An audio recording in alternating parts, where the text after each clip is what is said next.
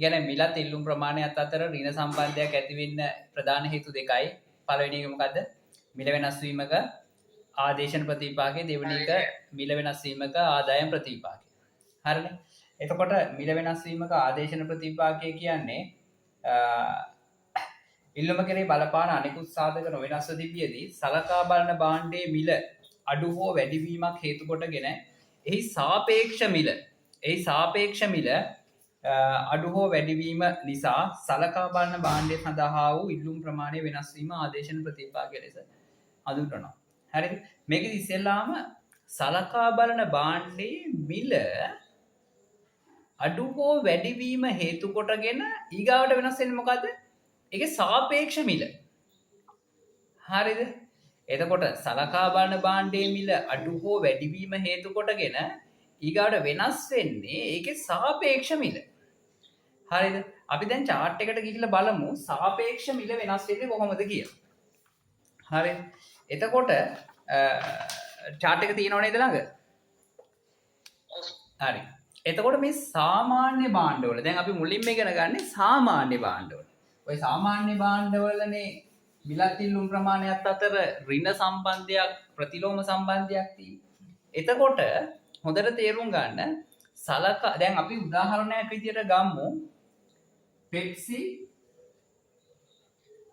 Coca Cola. හරිද? Pepsi Coca Cola. මේ දෙක මොන භාණ්ඩද? මේ දෙක ආදේශන සාමාන්‍ය භාණ්ඩ. ආදේශන භාණ්ඩ සාමාන්‍ය භාණ්ඩ. රයිට්. එතකොට අපි හිතනවා මේකෙදි ඔන්න හොඳට තේරුම් ගන්න. පෙප්සි වල මිල රුපියල් 100යි. කොකාකෝලා මිල රුපියල් 100යි. දැන් අපි ෆුඩ් සිටියට ගියොත් පෙප්සි කොකාකෝලායි තියනවා කියලා හිතන්නකෝ මේ රැක් එකේ. එතකොට පෙප්සි බෝතල එකක් ගහලා තියෙන රුපියල් 100යි. කොකාකෝලා බෝතල එකක් රුපියල් 100ක් ගහලා තියෙනවා. හරිනේ. එතකොට සලකා බලන භාණ්ඩයේ මිල වැඩි වෙනවා. හරිද? සලකා බලන භාණ්ඩේ අපි හිතමු කොකාකෝලා කියලා. හරිද? අපේ සලකා බලන භාණ්ඩේ කොකාකෝලා. කොකාකෝලා වල මිල 150 වෙනවා. හරිද? මොන හොඳට තේරුම් ගන්න. කොකාකෝලා වල මිල රුපියල් 150ක් වෙනවා. හරිද? දැන් කීයද පෙප්සි වල මිල රුපියල් 100යි. කොකාකෝලා වල අලුත් මිල සලකා බලන භාණ්ඩයේ මිල වැඩි වුණා. දැන් කොකාකෝලා වල අලුත් මිල කීයද? රුපියල් 150යි. දැන් පෙප්සි වල මිල රුපියල් 100යි. කොකාකෝලා වල අලුත් මිල රුපියල් 150යි. එතකොට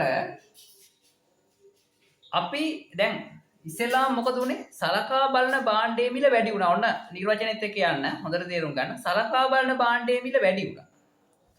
සලකා බලන භාණ්ඩයේ මිල වැඩි වුණාම දැන් අලුත් මිල වෙන්නේ පෙප්සි වල 100යි කොකාකෝලා වල 150යි. එතකොට ඊගාවට අපිට අග්ගාලා බලන්න ඕනි ආදේශන ප්‍රතිවිපාකයේදී සාපේක්ෂ මිල.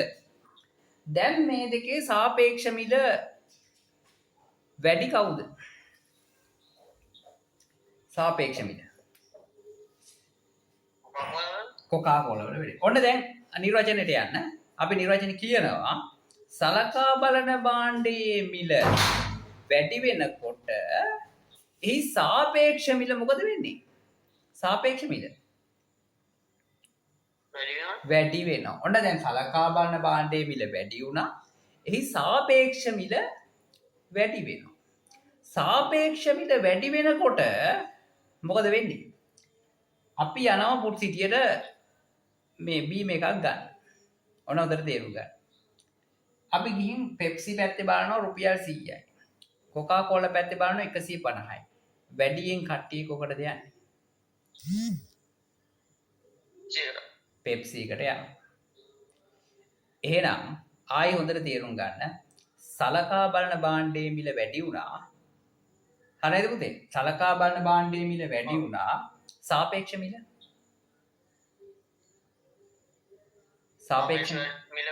වැඩි වුණා. ඉල්ලුම් ප්‍රමාණය අඩු වුණා. ඔන්න ආදේශන ප්‍රතිවිපාකය සලකා බලන භාණ්ඩයේ මිල වැඩි වුණාම ක්‍රියාත්මක වෙන්නේ කොහොමයි? පැහැදිලි නේද? එහෙනම් අපි ආයෙ කියමු සලකා බලන භාණ්ඩයේ මිල වැඩි වුණා. සාපේක්ෂ මිල වැඩි වුණා. ඉල්ලුම් ප්‍රමාණය අඩු වුණා. ඔව්. දැන් ඒකේ සුද්ධ ප්‍රතිඵලය ගත්තොත් සලකා බලන භාණ්ඩයේ මිල වැඩි වුණාම අවසාන වශයෙන් මොකද වෙලා තියෙන්නේ? ඉල්ලුම් ප්‍රමාණය අඩු වෙලා. අන්න රයිට්. ඉල්ලුම් ප්‍රමාණය අපි සුද්ධ ප්‍රතිඵලය ගමු. සාපේක්ෂ මිල ගැන කතා කරන්නේ නැතුව මේ වෙලාවේ සලකා බලන භාණ්ඩයේ මිල වැඩි වෙච්ච ගම අවසානයේ මොකද වෙලා තියෙන්නේ? ඉල්ලුම් ප්‍රමාණය අඩු වෙලා. එතකොට ඉල්ලුම් නීතියට සෙට් වෙලා නේද මේ ආදේශන ප්‍රතිවිපාකයේ හින්දා මේ වැඩේ ගන්නට?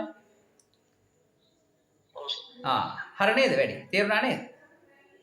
අනිත් පැත්ත බලමු අපි ඒකේ. අනිත් පැත්ත බැලුවොත් දැන් ඔන්න පෙප්සි වල මිල රුපියල් 100යි. අපි හිතනවා කොකා කෝලා වල මිල රුපියල් 100යි. හරිද? දැන් සලකා බලන භාණ්ඩයේ මිල අඩු වෙනවා. අපි සලකා බලන භාණ්ඩයේ විදිහට සලකන්නේ කොකා කෝලා. හරි නේද?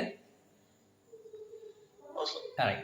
එතකොට සලකා බලන භාණ්ඩයේ මිල අඩු වෙනවා. අඩු වෙනවා කියන්නේ මේක රුපියල් 80ක් වෙනවා කියලා හිතන්න. දැන් අලුත් මිලවල් දෙක පොඩ්ඩක් මට කියන්න බලන්න. පෙප්සි කීයද? 100යි. පෙප්සි 100යි කොකා 80. දැන් සාපේක්ෂ මිල බලන්න. හරි. සලකා බලන භාණ්ඩයේ මිල අඩු වෙනවා. සාපේක්ෂ මිල අඩු වෙනවා. හරි. සාපේක්ෂ මිල අඩුයි. දැන් කට්ටිය යනවා බඩු ගන්න ෆුඩ් සිටියට හරි. ගහලා තියෙනවා පෙප්සි වල 100ක්, කොකා කෝලා වල 80ක්. කොයි පැත්තටද කස්ටමර්ස්ලා වැඩි ප්‍රමාණයක් එන්නේ? කොකා කෝලා වල. ඉල්ලුම් ප්‍රමාණය මොකද වෙන්නේ? වැඩි වෙනවා. සලකා බලන භාණ්ඩයේ මිල මුලින් මොකද උනේ? අඩු වුණා. සුද්ධ ප්‍රතිඵලය. ආදේශන ප්‍රතිවිපාකයේ ක්‍රියාත්මක වෙලා සුද්ධ ප්‍රතිඵලය. මොකද උනේ? ඉල්ලුම් ප්‍රමාණය. ඉල්ලුම් ප්‍රමාණය මොකද උනේ? වැඩි වුණා. වැඩි වුණා. රයිට්. එහෙනම් ආදේශන ප්‍රතිවිපාකය ගත්තොත් අපිට ආදේශන ප්‍රතිවිපාකයේ ওই දෙපැත්තම කතා කරන්න පුළුවන්. හරිද? ඒකයි මේ නිර්වචනය කියන්නේ. හරිද? නිර්වචනය මොකද්ද කියන්නේ? ආයි බලමු නිර්වචනය. ගැනුම්කරුවන්ගේ නෑ. ආයි බලමු නිර්වචනය. මිල වෙනස් වීමක ආදේශන ප්‍රතිවිපාකය ඉල්ලුම කෙරෙහි බලපාන අනෙකුත් සාධක ස්ථාවරව තිබියදී සලකා බලන භාණ්ඩයේ මිල අඩු හෝ වැඩි වීම හේතු කොටගෙන එහි සාපේක්ෂ මිල අඩු හෝ වැඩි වීම. අපි ඉස්සෙල්ලාම සලකා බලන භාණ්ඩයේ මිල අඩු හෝ වැඩි වීම බලලා ඊගාවට ටක් ගාලා බලන්නේ මොකද්ද? එහි සාපේක්ෂ මිල. එහි සාපේක්ෂ මිල අඩු හෝ වැඩි වීම නිසා සලකා බලන භාණ්ඩය සඳහා වූ ඉල්ලුම් ප්‍රමාණය වෙනස් වීම ආදේශන ප්‍රතිවිපාකය කියලා හඳුන්වනවා. එතකොට අපි මුලින්ම පළවෙනි පැත්ත බලමු. අපි මුලින්ම බලමු සලකා බලන භාණ්ඩයේ මිල වැඩි වීම. මිල වැඩි වෙන පැත්ත ආදේශන ප්‍රතිවිපාකය. හරි. එතකොට අපි ඒකෙදි කිව්වේ මොකද? ඉල්ලුම කෙරෙහි බලපාන අනිකුත් සාධක නොවෙනස්ව තිබියදී සලකා බලන භාණ්ඩයේ මිල ඉහළ ගිය විට මොකද එහි සාපේක්ෂ මිල? ඒ සාපේක්ෂ මිල ඉහළයයි. හරිද? එවිට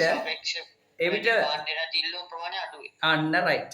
ඉල්ලුම කෙරෙහි බලපාන අනිකුත් සාධක ස්ථාවරව තිබියදී සලකා බලන භාණ්ඩයේ මිල පහළ ගිය විට සාපේක්ෂ මිල මොකද වෙන්නේ?